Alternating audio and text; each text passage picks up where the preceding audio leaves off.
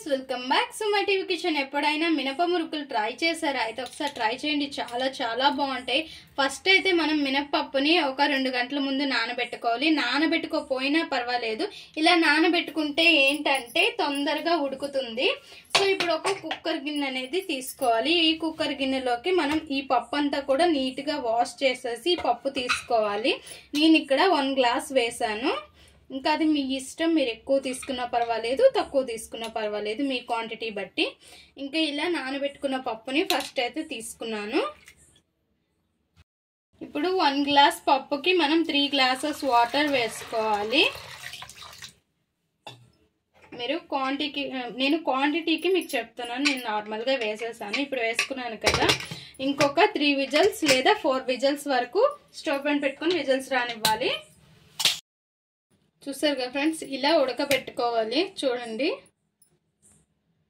ఇలా ఉడకబెట్టుకున్నాక ఇందులో ఒకవేళ వాటర్ ఉంటే ఆ వాటర్ కూడా ఉంచుకోండి పక్కకి, వాటర్ లేకపోతే లేదు. ఇప్పుడు ఒక మిక్సీ జార్ తీసుకొని, ఇంకా వేడి మీద కాకుండా కొద్దిగా చల్లారనివ్వండి. నేను ఆల్రెడీ చల్లారబెట్టేసి చూపిస్తున్నాను. ఇంకొక మిక్సీ జార్ తీసుకొని ఇందులోకి వేసుకొని పేస్ట్లా చేసుకోవాలి, మెత్తని పేస్ట్లా చేసుకోవాలి. చూసారు కదా ఫ్రెండ్స్, ఇలా మెత్తని పేస్ట్లా చేసుకున్నాం కదా. ఇప్పుడు తగినంత బియ్యపిండి తీసుకోవాలి.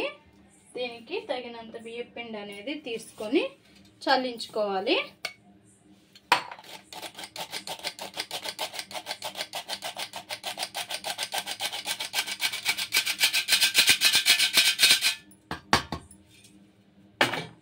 ఇప్పుడు ఇందులో వాము ఇలా క్రష్ చేసుకొని వామ్ అనేది వేసుకోవాలి.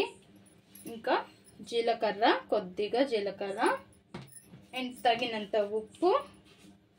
అండ్ చాలా సింపుల్, నార్మల్గా మనం మురుకులు చేసుకుంటాం కదా వాటికంటే ఇవి చాలా సింపుల్ అండ్ టేస్టీగా కూడా ఉంటాయి. ఒకసారి ట్రై చేయండి, మీరే అంటారు. అండ్ కారం, మీరు ఎంత కారం తినగలరో అంత కారం యాడ్ చేసుకోండి. యాడ్ చేసుకొని ఇప్పుడు మనం ఈ మినప ముద్ద ఉంది కదా, దానికి వాటర్ శాతం అనేది ఉంటుంది కదా, అది సరిపోతే ఓకేని, లేదు అంటే మీరు వాటర్ కలుపుకోవచ్చు. నేను ఫస్ట్ ఏం చెప్పాను, మినప వాటర్ ఉంటుంది కదా, ఆ వాటర్ ఉంచుకోండి అని చెప్పా కదా, అది వేసుకోవచ్చు. లేదంటే నార్మల్ వాటర్ అయినా కలుపుకోవచ్చు. మనం ఇప్పుడు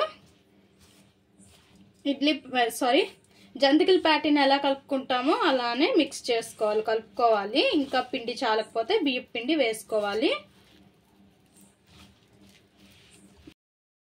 ఇలా కలుపుకున్నాం కదా, చూడండి ఇలా కలుపుకున్నాం కదా. ఇప్పుడు దీన్ని మూతపెట్టి పక్కన ఉంచుకున్న తర్వాత నేను రెడీగా స్టవ్ పైన ఆయిల్ పెట్టుకున్నాను. ఇంకా జంతికల గొట్టం ఉంది కదా, చూడండి ఇట్లాంటి ఒక హోల్ ఉన్నది తీసుకొని ఇంక ఈ జంతికల గొట్టంలోకి కొద్దిగా పిండి వేసుకోవాలి.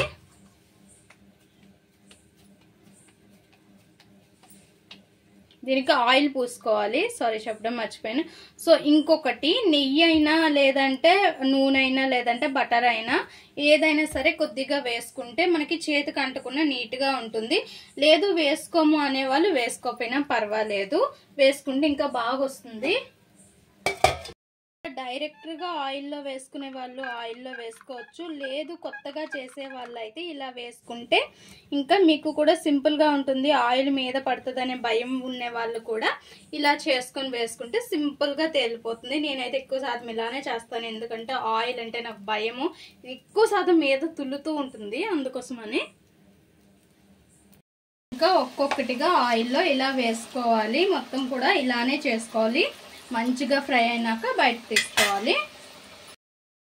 చూసారుగా ఫ్రెండ్స్, బుడగలన్నీ ఆగిపోయాయి కదా, ఇంకా ఫ్రై అయినట్టేనే. ఇంకా తీసేసుకోవాలి పక్కకి.